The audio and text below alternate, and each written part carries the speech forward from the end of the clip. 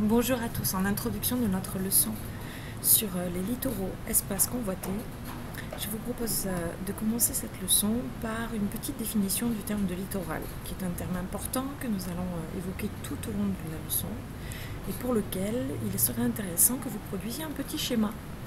Donc à vos crayons, et on y va. Un littoral, c'est généralement ce qui met en contact deux espaces. Alors ces deux espaces, c'est bien entendu un espace de terre et la mer. Attention, on ne confond tout de même pas la notion de littoral avec celle de rivage ou de côte. En anglais, rivage se dit shore ou shoreline et côte se dit coast ou coastline.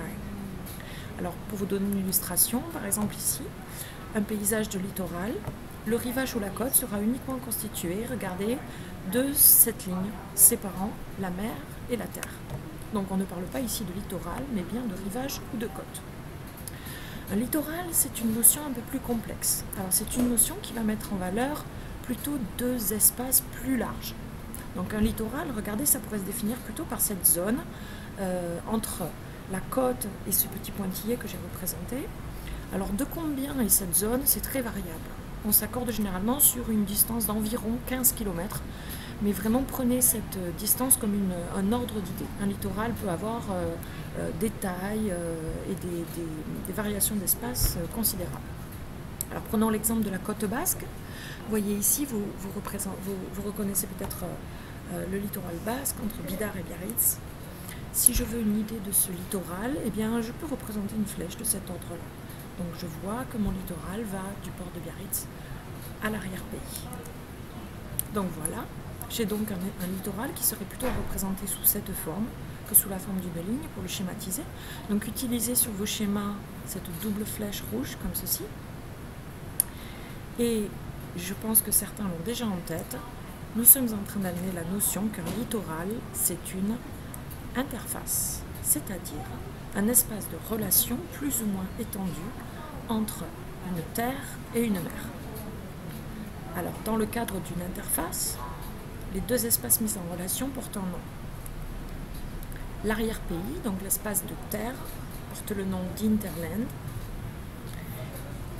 Et de l'autre côté, l'avant-pays maritime, lui, porte le nom de Foreland. Ces deux espaces sont considérablement étendus. Tout dépend bien entendu de l'activité du port, du dynamisme de la façade maritime.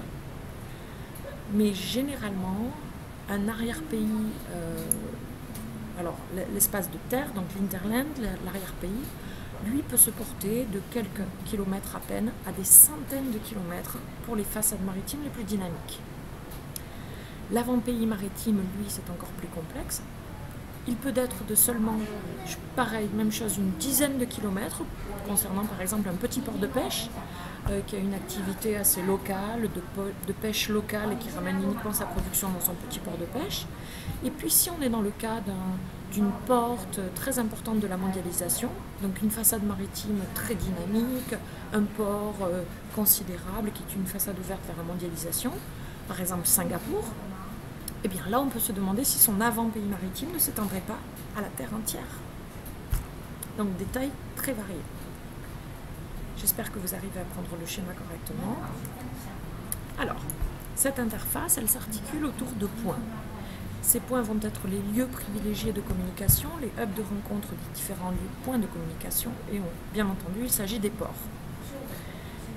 Ces ports peuvent être plus ou moins nombreux, de tailles variées, et lorsqu'ils sont en relation, on va alors parler d'une façade maritime. Donc, en anglais, vous pouvez utiliser le terme de coastline, le même terme que l'on employait pour côte.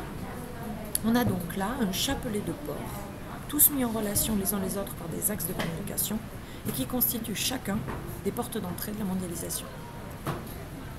Un exemple qui nous est proche, c'est celui de la façade américaine de l'Atlantique Nord. Donc vous voyez par exemple sur cette carte qu'on a un chapelet de ports en Amérique du Nord, Boston, New York, Philadelphie, Washington. Ces ports ensemble constituent une façade maritime qui est une interface à elle. Tous ces ports ensemble constituent une interface de la mondialisation. Voilà, j'espère que vous avez eu le temps de prendre ce schéma en entier. N'hésitez pas à regarder la vidéo si besoin.